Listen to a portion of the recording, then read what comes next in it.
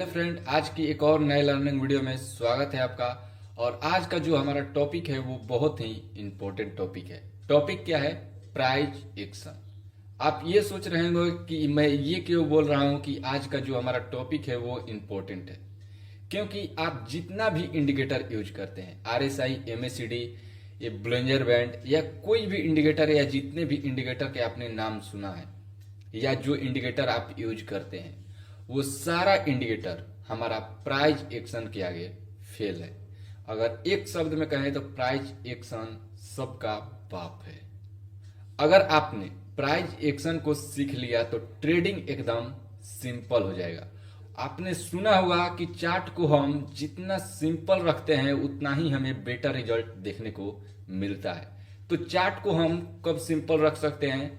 जब हम price action पर फोकस करेंगे और प्राइस एक्शन को स्टेप बाय स्टेप सीखेंगे और स्टेप बाय स्टेप मार्केट में प्रैक्टिस करेंगे, तब जाकर कहीं हम अपना चार्ट को सिंपल रख पाएंगे।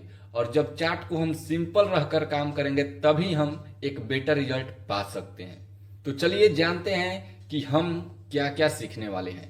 तो सबसे पहले हम सीखेंगे कि जो हमारा ट्रेंड है वो कितने प्रकार के होता है और कैसे काम करता है। इसके बाद सपोर्ट एंड रेजिस्टेंस, इसके बाद ट्रेंड लाइन, इसके बाद ब्रेकआउट एंड ब्रेक डाउन। ये सारा कुछ हम स्टेप बाय स्टेप सीखेंगे। तो सबसे पहले बात करते हैं ट्रेंड की, कि ट्रेंड कितने प्रकार के होता है। तो ट्रेंड 3 प्रकार के होता है: अप ट्रेंड, डाउन ट्रेंड और साइडवेज ट्रेंड। तो जब भी आप मार्केट में देखते होंगे तो प्राइस जो है हमारा वो सीधे ऊपर या सीधे नीचे नहीं जाता है। जब भी हमारा प्राइस ऊपर जाता है तो वो एक पॉइंट से, जैसे मान लीजिए कि यहां से चलना शुरू किया तो वो यहां से ऊपर जाएगा, एक हाई लगाएगा। हाई लगाने के बाद वो नीचे गिरना शुरू होगा। जब वो नीचे गिरेगा तो फिर एक लो लगाएगा और यहां से जब ऊपर जाएगा तो ये जो प्रीवियस हाई है ये वाला, इसको ब्रेक करके ऊपर जाएगा। इसके बाद यहां हाई लगाएगा, फिर नीचे आएगा, ठीक है। इसके बाद फिर लो लगाएगा, फिर ऊपर जाएगा। तो अब की बार ये जो प्रीवियस हाई है, ठीक है, इसको ब्रेक करेगा, इसके बाद फिर ऊपर जाएगा, फिर नीचे आएगा हाई लगाने के बाद। तो ऐसे ही जो हमारा प्राइस है ये मूव करता है। तो ये जो है ये हमारा हाई हुआ, हाई लगाया, यहां जो है ये लो लगाया, ठीक है। इस हाई से ये हाई जो है ये ऊपर है, तो ये हमारा हो जाएगा हायर हाई, ठीक है। और ये जो है इस लो से ये लो जो है ये ऊपर है, तो इसे हम बोलेंगे हायर लो।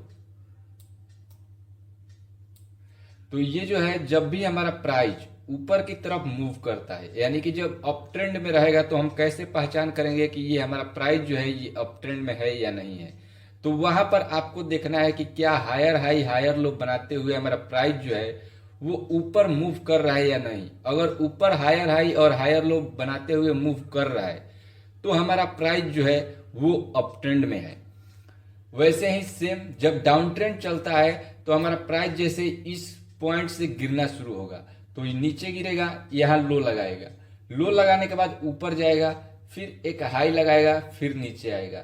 लेकिन जो प्रीवियस लो है इसको ब्रेक करके नीचे आएगा, यहां लो लगाएगा, लो लगाने के बाद फिर ऊपर जाएगा, फिर अपने प्रीवियस हाई से, जो ये प्रीवियस हाई है इसके नीचे हाई लगाएगा, फिर नीचे आएगा।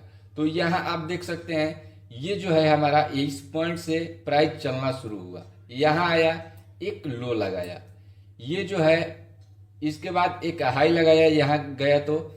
तो इस हाई से, जो ये प्रीवियस हाई था जहां से मार्केट का प्राइस चलना शुरू हुआ, इस हाई से ये हाई जो है ये नीचे है, तो इसे हम बोलेंगे लोअर हाई, ठीक है, ये लो। तो इस लो से ये लो नीचे है तो इसे हम बोलेंगे लोअर लो, ये हुआ लोअर हाई। तो जब भी हमारा प्राइस नीचे की तरफ यानी कि डाउन ट्रेंड में रहता है तो वहां पर आपको लोअर हाई और लोअर लो की फॉर्मेशन देखने को मिलता है। तो इससे पता लगता है कि जो हमारा प्राइस है वो डाउन ट्रेंड में है। तीसरा आता है जो हमारा ट्रेंड है वो साइडवेज।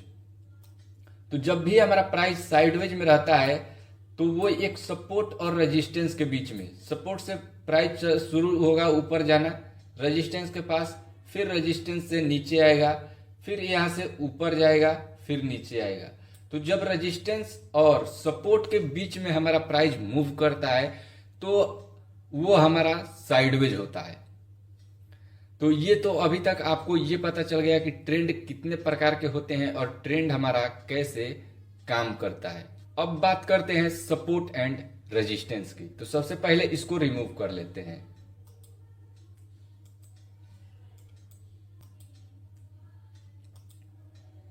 तो सपोर्ट एंड रेजिस्टेंस कोई हमारा लेवल नहीं होता है कि इस लेवल पर सपोर्ट है और इस लेवल पर हमारा जो रेजिस्टेंस है, नहीं। सपोर्ट एंड रेजिस्टेंस एक हमारा जोन होता है। जैसे हो सकता है कि 100 रुपए से 95 रुपए के बीच एक जोन हो, या 200 रुपए से 195 के बीच, या 200 से 205 के बीच एक जोन हो। तो मान लीजिए कि यहां से प्राइस हमारा नीचे गिरना शुरू हुआ, यहां गिरा, फिर यहां से ऊपर उठा, फिर गिरा, फिर उठा। तो 2 बार जब प्राइस जिस पॉइंट को टच करके ऊपर जाता है तो वो हमारे लिए सपोर्ट होता है। आप जब भी सपोर्ट ड्रॉ करेंगे तो जो हमारा प्राइस है वो 2 बार, कम से कम 2 बार एक पॉइंट पर टच करके ऊपर जाना चाहिए। अगर उस पॉइंट पर 2 बार टच करके ऊपर गया है तो वो हमारे लिए सपोर्ट होगा। वैसे ही रेजिस्टेंस, जब भी हमारा प्राइस ऊपर जाता है, एक पॉइंट पर टच करता है, नीचे आता है, फिर ऊपर जाता है, उसी पॉइंट के आसपास टच करता है, नीचे आ जाता है। तो जिस पॉइंट पर जब 2 बार टच करके प्राइस हमारा नीचे की तरफ मूव कर जाता है तो वो हमारे लिए रेजिस्टेंस हो जाता है कि यहाँ हमारा जो प्राइस है वो रेजिस्टेंस फेस कर रहा है, कि जब यहाँ पर जा रहा है तो वो रेजिस्टेंस फेस करके नीचे आ जा रहा है। तो रेजिस्टेंस और सपोर्ट ड्रॉ करने के लिए आपको कम से कम एक पॉइंट पर 2 बार प्राइस टच करने के बाद ऊपर जाए, या 2 बार एक पॉइंट पर टच करने के बाद नीचे आए। तो वो हमारे लिए, जब 2 बार टच करके नीचे आएगा तो वो हमारे लिए क्या होगा, रेजिस्टेंस होगा। और जब 2 बार टच करके प्राइस हमारा ऊपर जाता है एक ही पॉइंट से तो वो हमारे लिए सपोर्ट होता है। तो चलिए चार्ट पर देखते हैं कि सपोर्ट एंड रेजिस्टेंस कैसे ड्रॉ करते हैं।